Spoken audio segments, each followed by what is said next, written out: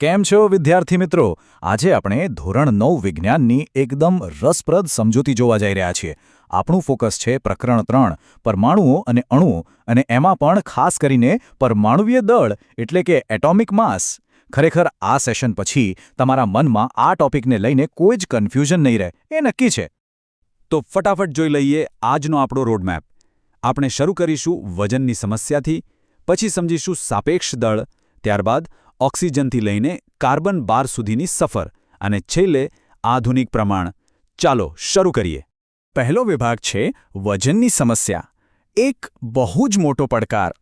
હવે વિચારો, જ્હોન ડાલ્ટને આપણને કહ્યું કે ભાઈ દરેક તત્વનું પોતાનું એક ચોક્કસ દળ હોય છે. વાત તો સાચી, પણ સવાલ એ ઊભો થાય છે કે પરમાણુ જેવી આટલી અતિ સૂક્ષ્મ વસ્તુનું વજન આપણે કાઢવું કઈ રીતે?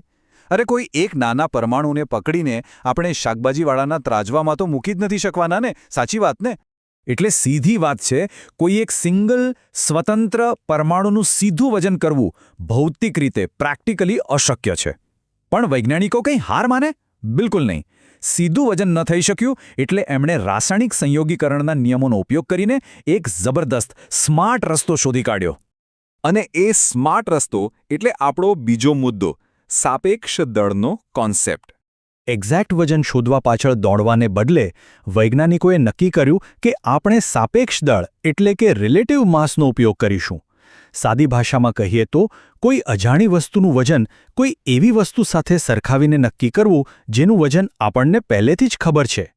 ચાલો આને એકદમ સિમ્પલ ઉદાહરણથી સમજીએ. કલ્પના કરો કે તમારી પાસે કોઈ એવી વસ્તુ છે જેનું વજન તમે નથી જાણતા, પણ જો તમે એને ત્રાજવા પર મૂકો અને સામેના પલ્લામાં એક એવો પથ્થર મૂકો જેનું વજન તમને એક્ઝેક્ટ ખબર છે, તો તરત જ આઈડિયા આવી જશે કે પેલી વસ્તુ આ પથ્થર કરતાં કેટલી ભારે છે કે હલકી.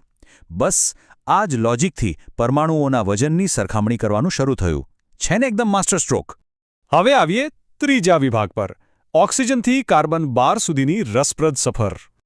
અહીં મજાની વાત એ છે કે આપણો આજે જાણીતો પથ્થર કે રેફરન્સ વજન છે ને, એ સમય જતાં બદલાતું રહ્યું છે. આ ટાઈમલાઈન જુઓ. પહેલાંના સમયમાં વૈજ્ઞાનિકો ઓક્સિજનના 16મા ભાગને આધાર માનતા હતા. પછી છેક 1961માં કાર્બન 12ને સ્ટેન્ડર્ડ તરીકે સ્વીકારવામાં આવ્યો, અને આજે આપણે જૂના એએમની જગ્યાએ યુનો ઉપયોગ કરીએ છીએ. હવે સ્વાભાવિક છે કે તમને પ્રશ્ન થાય કે ભાઈ શરૂઆતમાં ઓક્સિજનના 16મા ભાગને જ કેમ પકડ્યો? એના બે બહુ જ પ્રેક્ટિકલ કારણો હતા. એક તો ઓક્સિજન ભાઈસાહેબનો સ્વભાવ એવો કે એ કુદરતી રીતે જ મોટાભાગના તત્વો સાથે પ્રક્રિયા કરીને સંયોજનો બનાવી દે, અને બીજું મોટું કારણ એ કે આને આધાર માનવાથી મોટાભાગના તત્વોના પરમાણુવીય દળ એકદમ પરફેક્ટ પૂર્ણાંક સંખ્યામાં મળતા હતા. ગણતરી એકદમ સહેલી થઈ જતી. શરૂઆતના પ્રયોગોએ આમાં બહુ મોટો ભાગ ભજવ્યો. જેમ કે કાર્બન મોનોક્સાઇડ બનવાની પ્રક્રિયા. વૈજ્ઞાનિકોએ નોંધ્યું કે હંમેશા 3 ગ્રામ કાર્બન 4 ગ્રામ ઓક્સિજન સાથે જ જોડાય છે. એટલે સીધો હિસાબ એવો નીકળ્યો કે ઓક્સિજન એ કાર્બન કરતાં 4/3 ગણું દળ ધરાવે છે. આવા પ્રયોગોથી જ આખી સાપેક્ષ વજનની ગેમ સમજાવા લાગી. અને આ બધું કરતાં કરતાં આપણે પહોંચ્યા વિભાગ 4 પર, આપણું આધુનિક પ્રમાણ એટલે કે નવું માપદંડ. આ વસ્તુ સમજવા માટે એક મસ્ત તરબૂચનું ઉદાહરણ લઈએ. ધારી લો કે કાર્બન 12નો આખો એક પરમાણુ એટલે એક મોટું મજાનું તરબૂચ. હવે જો તમે એ તરબૂચના બરાબર 12 સરખા ભાગ કરો તો એમાંથી જે એક સિંગલ ટુકડો નીકળે ને, એ જ આપણો આધુનિક પ્રમાણિત એકમ છે. મતલબ કે કાર્બન 12ના 1/12મા ભાગને આપણે એક પાયાનો એકમ માની લીધો છે. અહીં નોંધવા જેવી ખાસ વાત એ છે કે પહેલાં આ એકમને આપણે MAMU એટલે કે એટોમિક માસ યુનિટ કહેતા હતા, પણ હવે IUPACના લેટેસ્ટ નિયમો મુજબ એને સત્તાવાર રીતે ફક્ત યુ લખવામાં આવે છે. યુ એટલે યુનિફાઈડ માસ અથવા એકીકૃત દળ. છે ને એકદમ અપડેટેડ માહિતી? તો હવે આનો ફાયદો શું? ફાયદો એ કે જ્યારે તમે સાંભળો કે ઓક્સિજનનું પરમાણુવીય દળ 16U છે, તો તરત તમારા મગજમાં લાઇટ થવી જોઈએ કે આનો એક પરમાણુ પેલા કાર્બન 12ના તરબૂચના એક નાના ટુકડા કરતાં 16 ગણો ભારે છે. બસ આટલું જ સિમ્પલ છે આખું લોજિક. અને છેલ્લે એક નાનકડું પણ મહત્વનું કામ.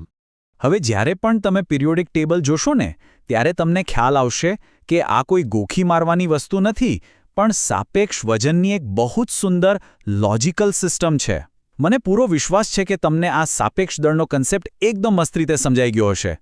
જો તમને વિજ્ઞાનના આવા જ અદ્ભુત રહસ્યો આટલી જ સરળતાથી શીખવા ગમતા હોય તો અત્યારે જ આપણી આ channel Sanjar maths and science એકેડમીને લાઇક, શેર અને સબસ્ક્રાઇબ કરવાનું બિલકુલ ભૂલતા નહીં.